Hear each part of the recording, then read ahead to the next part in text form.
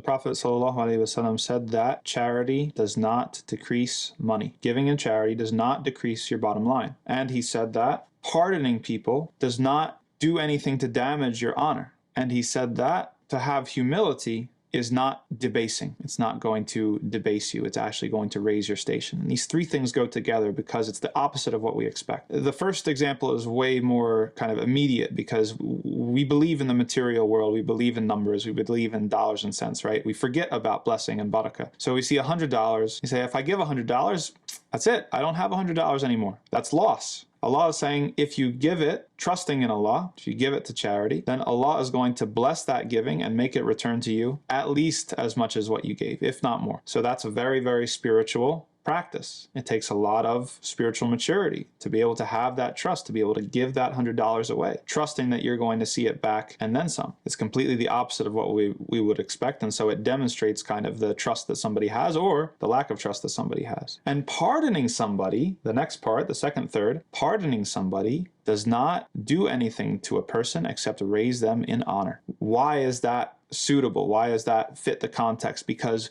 we're afraid that if we forgive somebody, we're afraid that if we pardon somebody, we're going to get walked all over. We used to have this sort of this thing in Medina. Actually, it's more relevant to the last third, so I'll save it. We're afraid that if we pardon somebody, that we're going to look weak, that our forgiveness is going to be interpreted as weakness, and we're going to get taken advantage of. Allah subhanahu wa ta'ala said, no.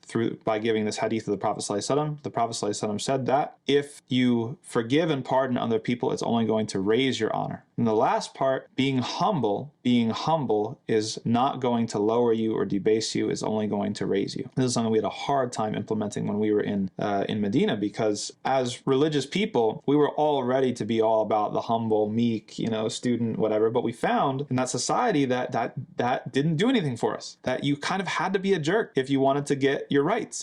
Things that happen all the time. You'd get cut in line, or people would trample over your rights. They'd take things from you, or all these sorts of things. It was very, very difficult.